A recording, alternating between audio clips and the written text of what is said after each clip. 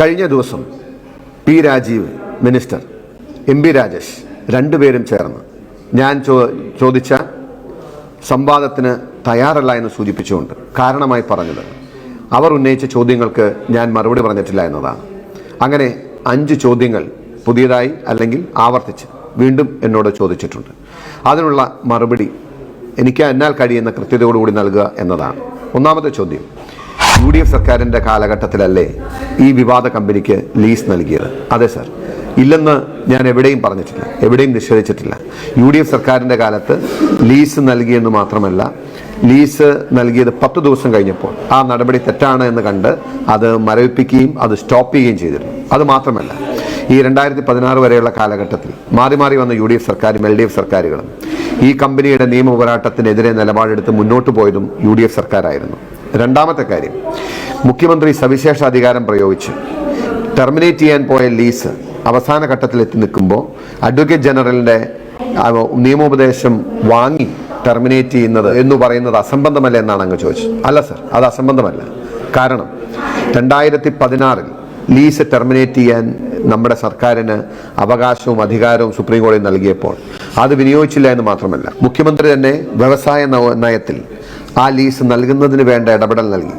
അതുകൂടാതെ 2019 കേന്ദ്ര സർക്കാർ രാജ്യത്തെ എല്ലാ സമാനമായ ലീസുകളും, അതായത് ബീറ്റ്സ് ആൻഡ് മിനറൽസിനെ മൈൻ ചെയ്യുന്നുള്ള ലീസ് ടെർമിനേറ്റ് ചെയ്യാൻ ആവശ്യപ്പെട്ടെങ്കിലും നിങ്ങൾ ചെയ്തില്ല എന്ന് മാത്രമല്ല, ആ നടപടി ഇവിടുത്തെ ഉദ്യോഗസ്ഥന്മാർ അവസാന ഘട്ടം വരെ കൊണ്ടുവന്നപ്പോൾ അങ്ങയുടെ മുഖ്യമന്ത്രി സവിശേഷ അധികാരം പ്രയോഗിച്ച് അഡ്വക്കേറ്റ് ജനറലിന് അത് അയക്കണമെന്ന് പറയുകയും പിന്നീട് ഞാൻ ഡിസംബർ 14, 2023 പത്രസമ്മേളനം നടത്തുമ്പോഴും ആ ലീസ് ക്യാൻസൽ ചെയ്തിട്ടുണ്ടായിരുന്നില്ല. പിന്നീട് 4 ദിവസം കഴിഞ്ഞപ്പോഴാണ് ആ ലീസ് ക്യാൻസൽ ചെയ്തത്.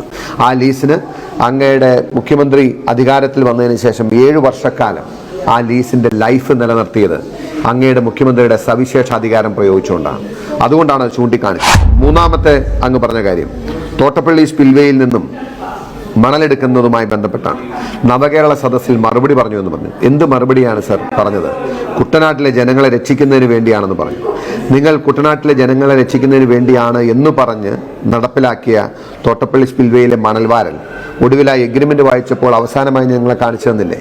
നിങ്ങളുടെ താല്പര്യം മണൽ നഷ്ടപ്പെടാതിരിക്കുക എന്നുള്ളതായിരുന്നു. മണൽ നഷ്ടപ്പെടുന്നതിന് മുമ്പ് വാരിയെടുക്കാൻ വെപ്രാളം കൂട്ടുന്ന സർക്കാരും മുഖ്യമന്ത്രിയും ആർക്കു വേണ്ടിയാണ് സാർ പ്രവർത്തിച്ചത്? ആ ചോദ്യത്തിന് നവകേരള സദസ്സിൽ നിന്നല്ല എവിടെയും നിങ്ങൾ മറുപടി പറഞ്ഞിട്ടില്ല. വ്യവസായ വകുപ്പ് മന്ത്രി എന്ന നിലയിൽ അങ്ങേക്ക് പറയാൻ കഴിയുമോ എന്തായിരുന്നു സർക്കാരിന് മണൽ വാരാനുള്ള വെപ്രാളമെന്ന്? ഇനി അടുത്തത് അങ്ങ് പറഞ്ഞിരിക്കുന്ന കാര്യം ഇൽമിനേറ്റ് കമ്പനിക്ക് ലഭ്യമായതും ബന്ധപ്പെട്ടാണ്. അങ്ങ് വ്യവസായ മന്ത്രി കൂടിയാണല്ലോ. 50% KMML-നും IRE-ക്കും വേണ്ടിയിട്ടാണ് മണൽ നൽകിയത് എന്നും ഇൽമിനേറ്റ് പൂർണ്ണമായിട്ടും ആ ഇൽമിനേറ്റ് IRE ഉണ്ടാക്കുന്നത് KMML-ന് നൽകുമെന്നും ആണ് വ്യവസ്ഥ എന്ന് പറഞ്ഞ് അങ്ങൊരു രേഖ പുറത്തുവിട്ടല്ലോ. നല്ല കാര്യം. അങ്ങേക്ക് ആർജവമുണ്ടെങ്കിൽ ഞാൻ ഇന്ന് ഇതോടൊപ്പം പുറത്തുവിടുന്ന ഈ രേഖ ഒന്ന് പരിശോധിച്ചിട്ട് അങ്ങൊന്ന് പറയണം കേരളത്തിലെ ജനങ്ങളോട്. ഇതെല്ലാം E-way ബില്ലുകളാണ്. CMRL കമ്പനിയിലേക്ക് ലോഡ് വന്നതിൻ്റെ E-way ബില്ലുകൾ. ഈ ബില്ലുകളിൽ പല കാര്യങ്ങളും നമുക്ക് മനസ്സിലാവും. എന്ത് ഐറ്റമാണ്, എന്ത് ലോഡാണ് വന്നത്, എവിടെ നിന്നാണ് വന്നത്, അതിന് എത്ര രൂപയാണ് ഇൻവോയ്സ്, ഈ വിവരങ്ങളെല്ലാം ഇതിലുണ്ട്. 100 കണക്കിന് ലോഡുകൾ. ഇതൊരു പീരീഡിലെ മാത്രം E-way ബില്ലാണ് സർ. ഈ കഴിഞ്ഞ 3 വർഷത്തെ ഞാൻ എടുക്കുന്നില്ല, കാരണം അതിൻ്റെ ലെങ്ത് പരിഗണിച്ചാണ് ഞാൻ എടുക്കാത്തത്. കഴിഞ്ഞ വർഷങ്ങളിൽ 100 കണക്കിന് ലോഡുകൾ ഇൽമിനേറ്റ് ചവറയിൽ നിന്നും CMRL-ലേക്ക് വന്നതിൻ്റെ ബില്ലുകളാണ് സാർ ഈ കാണുന്നത്. ചവറയിൽ IRE അല്ലാതെ മറ്റാരെങ്കിലും ഇൽമിനേറ്റ് സപ്ലൈ ചെയ്യുന്നുണ്ടോ? അങ്ങ് വ്യവസായ വകുപ്പ് മന്ത്രിയാണ്. അങ്ങ് പറഞ്ഞല്ലോ തോട്ടപ്പള്ളി സ്പിൽവേയിൽ നിന്നും പോകുന്ന കരിമണൽ ഉപയോഗിച്ചുണ്ടാക്കുന്ന ഇൽമിനേറ്റ് KMML-ന് മാത്രമാണ് ലഭിച്ചിട്ടുള്ളതെന്ന്.